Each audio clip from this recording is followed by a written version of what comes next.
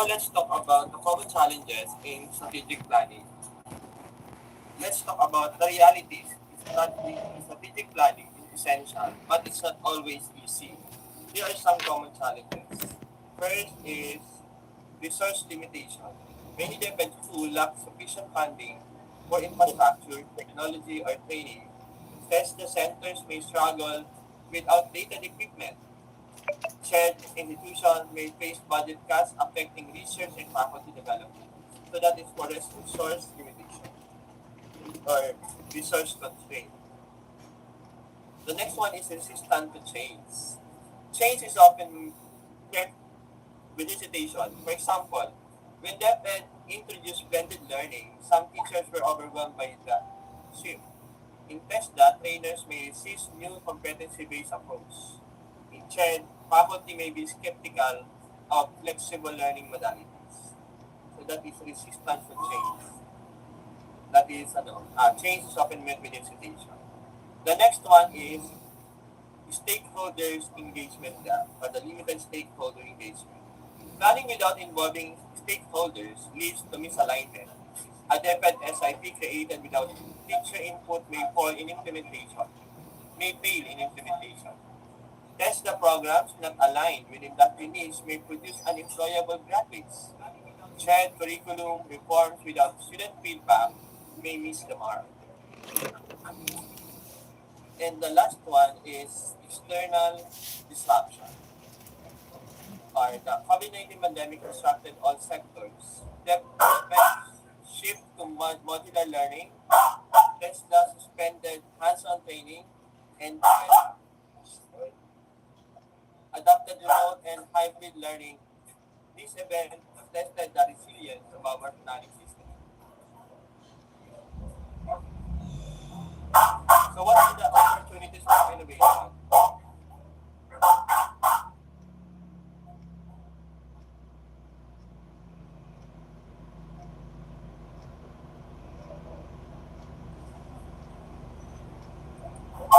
Reflexive leadership, a transformative approach. So how do we respond to these challenges? Through reflexive leadership is the ability to create, reflect on decision, context, and outcome. It's about asking why are we doing, why, what are we doing, and is it working? Who is affected? In depth, a reflexive school head might revise the SIP based on feedback from parents and learners. In TESDA, a center administrator may adjust training modules after consulting industry partners.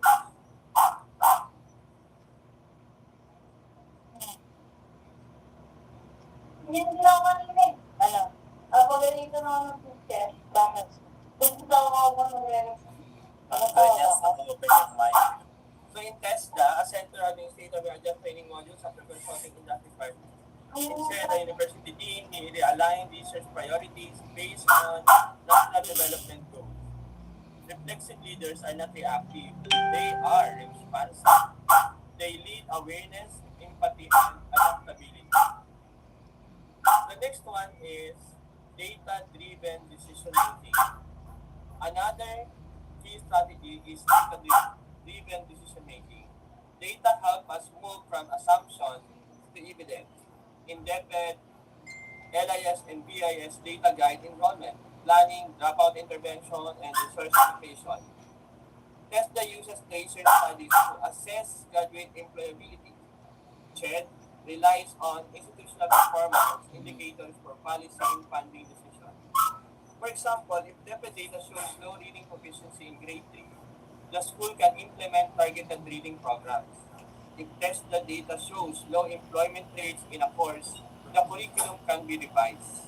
If CHED data shows declining research output, the university can invest in faculty development.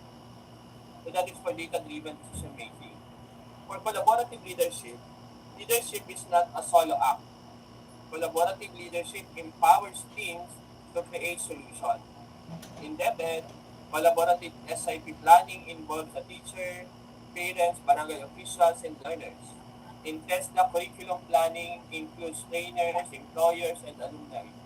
In CHED, Strategic planning engages faculty, faculty, students, and external stakeholders. Collaboration builds ownership. When people are part of the planning process, they are more committed to success. It also ensures that plans are grounded in reality, not just theory. The next one is flexible planning models. In today's world, flexibility is not optional, it's essential. Flexible planning models allow institutions to adapt to change. Deped adopted blended and modular learning during the pandemic. TESDA introduced online theoretical modules while maintaining hands-on training when possible. CHED allowed universities to design their own flexible learning system, including asynchronous, synchronous, and hybrid formats. Flexibility also means revisiting plans regularly. A 5-year plan should not be static. It should evolve based on feedback, data, and changing conditions.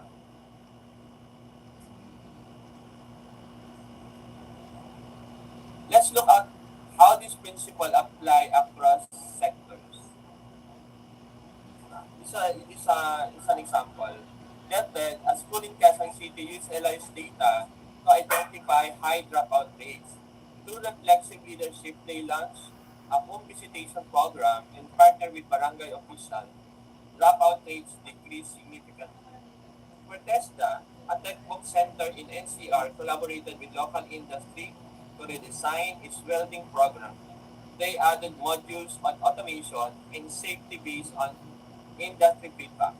Graduate employment rose by 30%. In CHED, a state university in Region 4A used student feedback to redesign its online learning platform. They added mental health support, flexible deadlines, and peer mentoring. Student satisfaction and retention improved. So this example shows that strategic planning when done reflexively and collaboratively leads to real impact. Let me leave you with this thought. Challenges in school planning are not barriers. They are invitations for reflexive leadership and transformative action. Whether we're in a public elementary school, a textbook center, or a university, our role as education leader is to reflect, innovate, and collaborate. Strategic planning is not just a document, it's a living process that shapes the future of our learning. Thank you, everyone. Very well said, sir. Thank you. Next. Hello. Yes, sir. Good evening, everyone. Oh, Yes po. Good evening po. Sino na po? Si... Yes po. Okay. I'm the next po. Okay. For a while po, mga ma'am. Hello, ma'am. Kachola. Ano po? Yes po. No, present please. nakikita naman. Yes, po. Okay, so once again, good evening po. Mrs. Cachola Ramos, one of your lead presenter po for tonight's online class. I'm pleased to present to you my topic about developing comprehensive strategic for goal setting, action planning, and resource allocation in school management.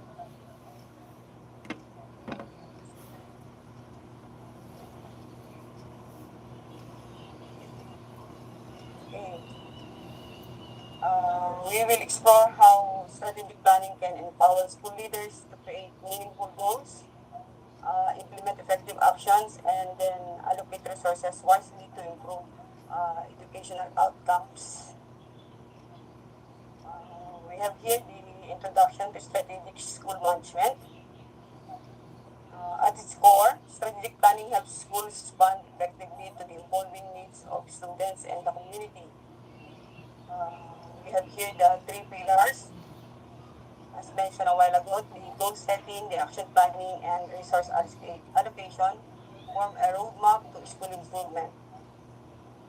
And then impact on school success. This aligned vision and efficient resource use enhance learning, teacher growth, and community trust. Then we have also the culture of improvement. Strategic planning promotes continuous improvement and accountability in schools. Moving on, we have here the goal setting in school management. As you can see, we have here the target and the arrow. It symbolizes the need for clear, focus objectives, while the gear represent the systematic process required to achieve these goals. So in school management, setting well-defined goals provides directions for the entire organizations, aligning the efforts of teachers and staff, and ensures that everyone is working towards common outcomes. Effective goal setting is the first step in driving school improvement and achieving educational success. We have here the SMART goals framework and applications. The SMART, the one of the widely used essential tool in educational planning. It stands for specific, measurable, achievable, relevant, and time-bound criteria. So here we have the clear and measurable objectives. The goals must be clear and quantifiable. So let's say, for instance, you want to increase the grade 6 math proficiency from 60 to 75%. So hindi lang siya pwedeng just to improve. So kailangan there is a specific target. We need also to involve the stakeholder, engaging teachers, the parents, and the students foster ownership and commitment to achieving goals. And then next, the continuous review and update, regular reviewing goals using data and feedback enhances the relevance and drives progress.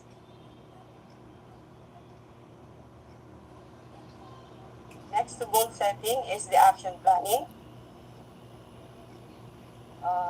The checklist symbolizes the need for clear, step-by-step approach to achieving school goals. When goals are set, action planning breaks them down into specific tasks, assigns responsibilities, set timelines, and identifies the resources needed. So, for example, if the goal is to improve reading comprehension, the action plan might include teachers' workshop, and then learners' reading programs, and regular progress assessment. A well-crafted action plan ensures that everyone knows what to do, when to do it, and how success will be measured.